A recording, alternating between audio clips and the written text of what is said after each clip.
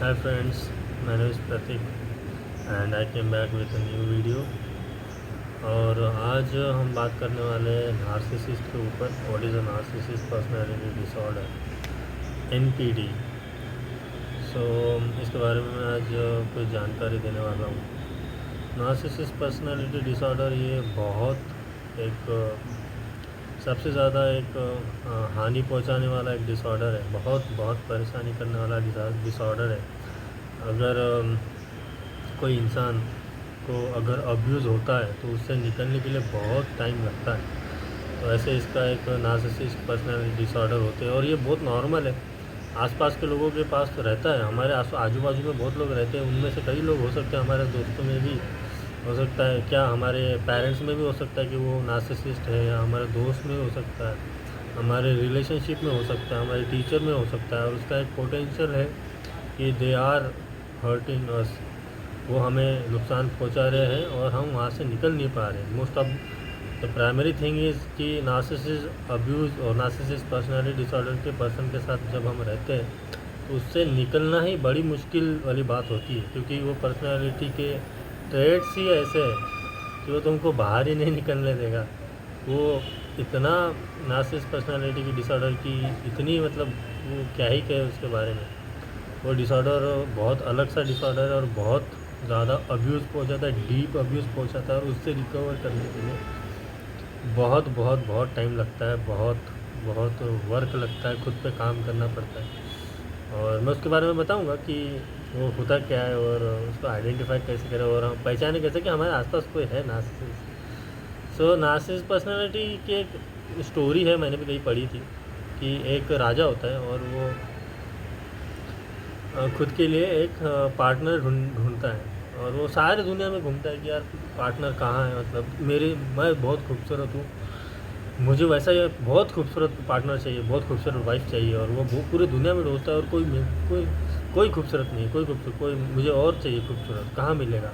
और वो ऐसा करते करते सबको इग्नोर करता है, सबको इग्नोर करके वो ढूंढते रहता है। और लास्ट में वो सबको इग्नोर करके फिर बाद में वो एक नदी के पास पहुंचता है और वो नदी में झांक के देखता है और वो उसको उसका प्रतिबिंब दिखता है और वो बोलता है कि यार मैं ही तो खुद से सबसे खूबसूरत हूँ।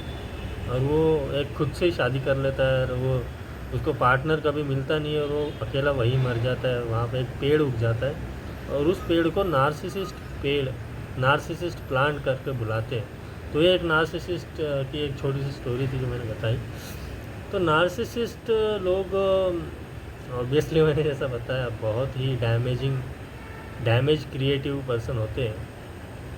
और वो जो उनके साथ जो लोग रहते हैं उनको पोटेंशियली बहुत ज़्यादा वो नुकसान पहुंचाते हैं। और हो सकता है कि कोई किसी मैरिज में होगा, किसी का पार्टनर या किसी का हस्बैंड या किसी की वाइफ भी हो सकती है, कोई टीचर भी हो सकता है जिसके साथ हम लॉन्ग टर्म के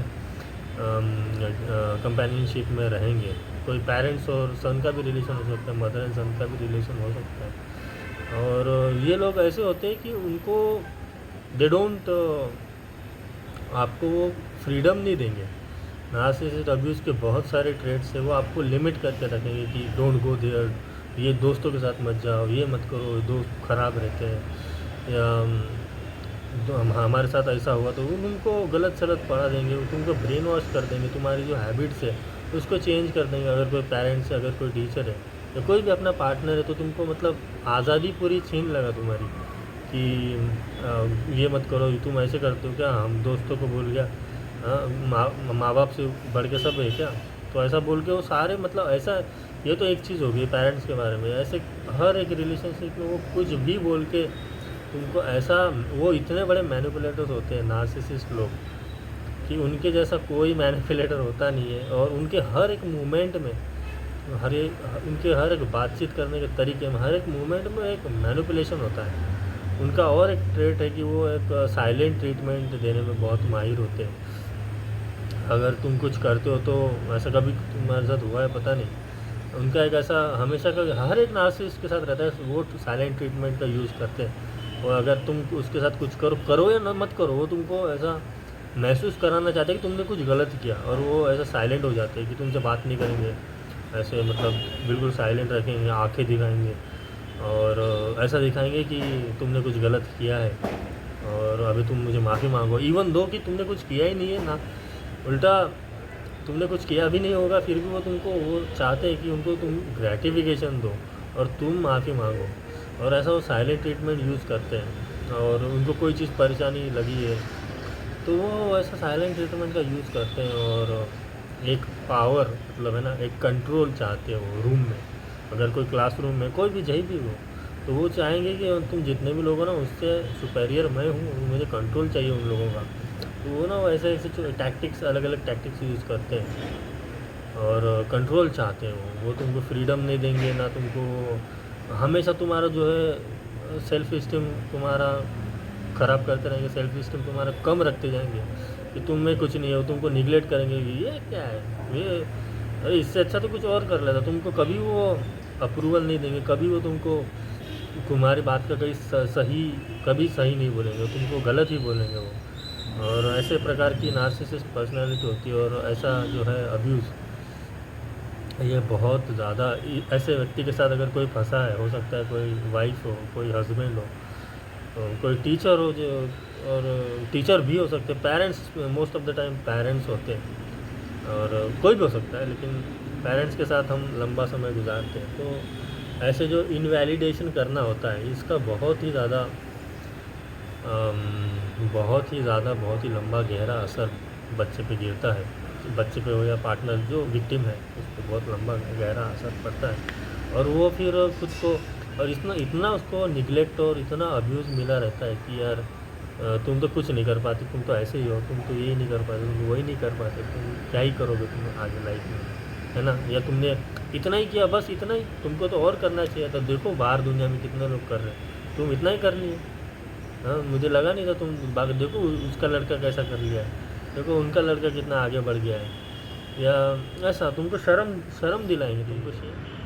उनका लड़का देखो एग्ज़ाम में फ़र्स्ट आ गया, तुम तो सेकंड आ गए, छी छी छी, कितनी बुरी बात है। तो तुमको ऐसा शेम दिलाएंगे कि तुमने बहुत गलत कर दिया। इवन कि यार दूसरा नंबर आना भी तुमने मेहनत की, कभी तुमको वो प्रेज़ नहीं करेंगे, तुमको हमेशा ही वो एक टॉक्सिसिटी उसको पालेंगे और तुमको हमेशा ही एक शेम की तरह देखेंगे, तुमको निगलेक्ट करेंगे, इनवैलिडेट करेंगे। और इसका जो है इसका असर पड़ता है बच्चे पे, विक्टिम पे पोटेंशियली असर पड़ता है। और वो खुद की लिमिट्स वो देखना भूल जाता है, खुद की पोटेंशियल को देखना भूल जाता है। और उसके अंदर वो एक वॉइस एक बन जाती है कि यार I am the bad person, like मैंने तो नाम ख़राब कर दिया, मुझे बहुत कुछ करना है।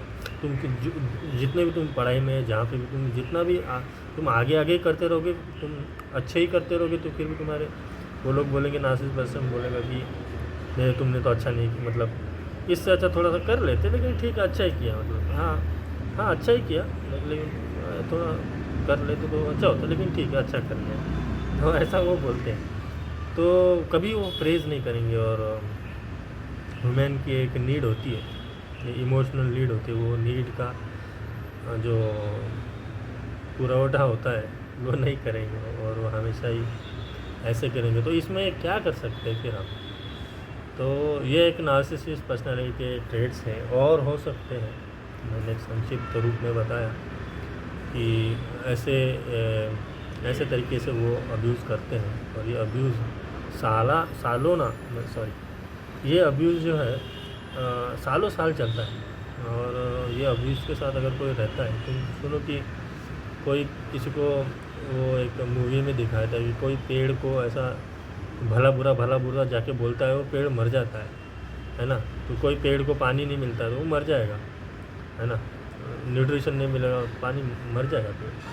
तो ये एक ज़रूरत, इमोशनल ज़रूरत है और विक्टिम को नहीं मिलता है। और वो उसके फ्रेंड्स टूटने लगते हैं और हो सकता है वो फिर कंपल्सिव सब्सटेंस लेना चालू कर देगा, अल्कोहल, शराब, ड्रग्स, सेक्स, जो भी मिले उसको, फूड एक बेसिक है most of the time, and what ever the gender is. तो ऐसा उसका असर पड़ता है। फिर वो नम करने के लिए वो विक्टिम जो है, जो इतना प्रेशर आता है, और वो हो सकता है कि वो जो विक्टिम है कई बार प्रयास किया होगा कि वो ये रिलेशनशिप से बाहर निकले, हो सकता है कि वो घर से कभी भागा होगा, हो सकता है वो कुछ उसने प्रयास किया होगा, लेकिन फिर बाद में उसके पास कुछ चारा नहीं रहता, तो वो फिर वही प्लेस पे वापस जाता है, क्योंकि उनके टैक्टिक्स ही ऐसे होते हैं कि वो ऐसा दिखाएंगे, मतलब वो इतने मैनिपुलेटर होते हैं कि बस कैसे रंग बदलते हैं और तुमको कैसे वापस लाना है वो उनको आता है।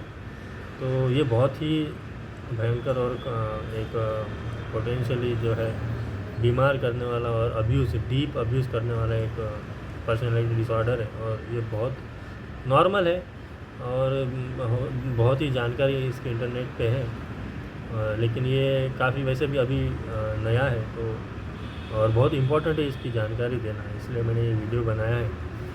और इसका सॉल्यूशन एक ही हो सकता है कि हमें थेरेपिस्ट, पहले तो अकेला कुछ नहीं करना है, अकेले हम कुछ करेंगे तो हम प्रॉब्लम में आ सकते हैं।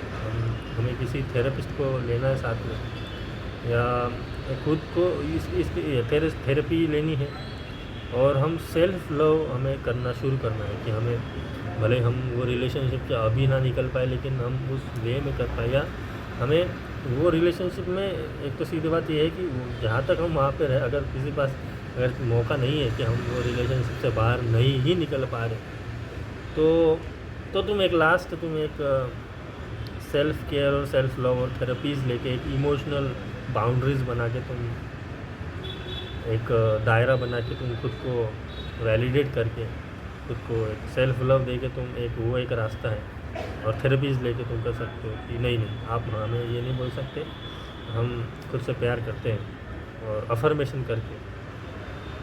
और दूसरा एक रास्ता है जो मैं सजेस्ट यही करता हूँ, सजेस्ट नहीं, ये क्योंकि ये पर्सनालिटी इतनी हानिकारक पर्सनालिटी है, तो एक ये जो सेकंड ऑप्शन है, जो सेकंड मतलब यही ऑप्शन है एक्चुअली।